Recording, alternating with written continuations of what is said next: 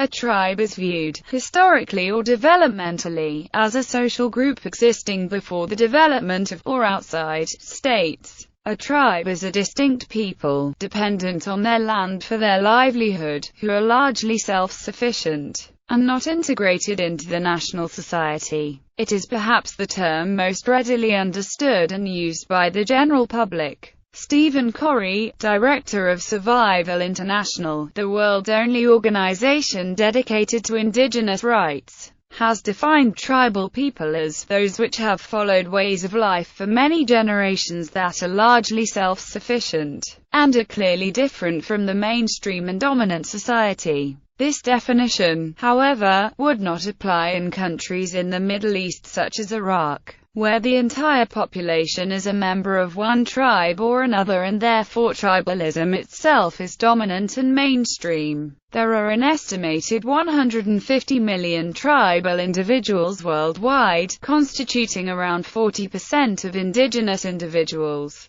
However, although nearly all tribal people are also indigenous, there are some who are not indigenous to the areas where they live now. It is important to make the distinction between tribal and indigenous because tribal peoples have a special status acknowledged in international law, as well as problems in addition to those faced by the wider category of indigenous peoples. Many people use the term tribal society to refer to societies organized largely on the basis of social, especially familial, descent groups. A customary tribe in these terms is a face-to-face community, are relatively bound by kinship relations, reciprocal exchange, and strong ties to place. Tribe is a contested term due to its roots in colonialism. The word has no shared referent, whether in political form, kinship relations, or shared culture. Some argue that it conveys a negative connotation of a timeless, unchanging past. To avoid these implications, some have chosen to use the terms ethnic group or nation instead. In some places, such as North America and India, tribes are polities that have been granted legal recognition and limited autonomy by the state. Etymology. The English word tribe occurs in 12th century Middle English literature as referring to one of the 12 tribes of Israel. The word is from Old French tribu, in turn from Latin tribus, referring to the original tripartite ethnic division of the ancient Roman state. Ramnus, titties, and Lucerus, corresponding, according to Marcus Terentius Varro, to the Latins, Sabines, and Etruscans, respectively. The Ramnus were named after Romulus, leader of the Latins, titties after Titus Tatius, leader of the Sabines, and Lucerus after Lucamo, leader of an Etruscan army that had assisted the Latins. According to Livy, the three tribes were in fact squadrons of knights, rather than ethnic divisions.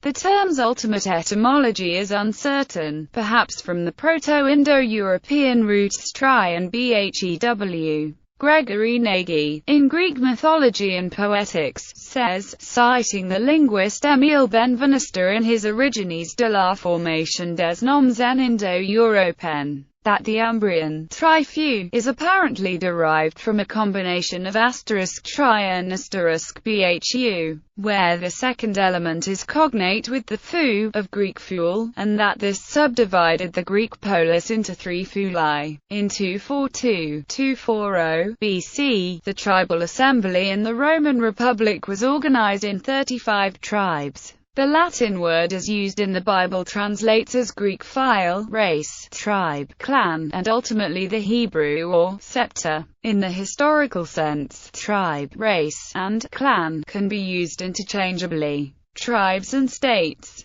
Considerable debate takes place over how best to characterize tribes. This partly stems from perceived differences between pre-state tribes and contemporary tribes. Some reflects more general controversy over cultural evolution in colonialism. In the popular imagination, tribes reflect a way of life that predates, and is more natural than that in modern states. Tribes also privilege primordial social ties, are clearly bounded, homogeneous, parochial, and stable. Thus, it was believed that tribes organize links between families. and provide them with a social and ideological basis for solidarity that is in some way more limited than that of an ethnic group or of a nation. Anthropological and ethno-historical research has challenged all of these notions. Anthropologist Elman Service presented a system of classification for societies in all human cultures based on the evolution of social inequality and the role of the state. This system of classification contains 4 categories: hunter-gatherer bands, which are generally egalitarian; tribal societies in which there are some limited instances of social rank and prestige; stratified tribal societies led by chieftains; civilizations with complex social hierarchies and organized, institutional governments. In his 1975 study, The Notion of the Tribe, anthropologist Morton H. Fried provided numerous examples of tribes the members of which spoke different languages and practiced different rituals, or that shared languages and rituals with members of other tribes. He concluded that tribes in general are characterized by fluid boundaries and heterogeneity, are not parochial, and of dynamic. Fried, however, proposed that most contemporary tribes do not have their origin in pre-state tribes, but rather in pre-state bands. Such secondary tribes, he suggested, actually came about as modern products of state expansion. Bands comprise small, mobile, and fluid social formations with weak leadership, that do not generate surpluses, pay no taxes and support no standing army. Fried argued that secondary tribes develop in one of 2 ways. First, states could set them up as means to extend administrative and economic influence in their hinterland, where direct political control costs too much.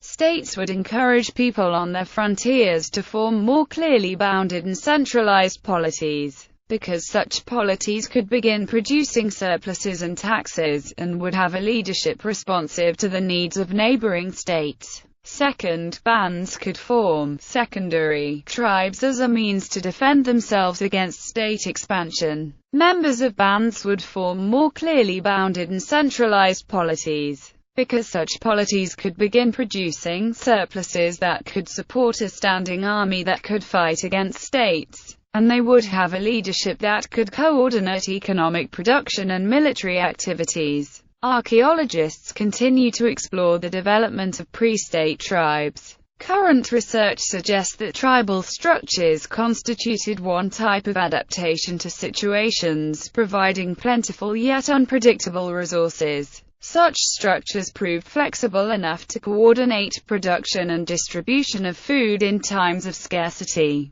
without limiting or constraining people during times of surplus.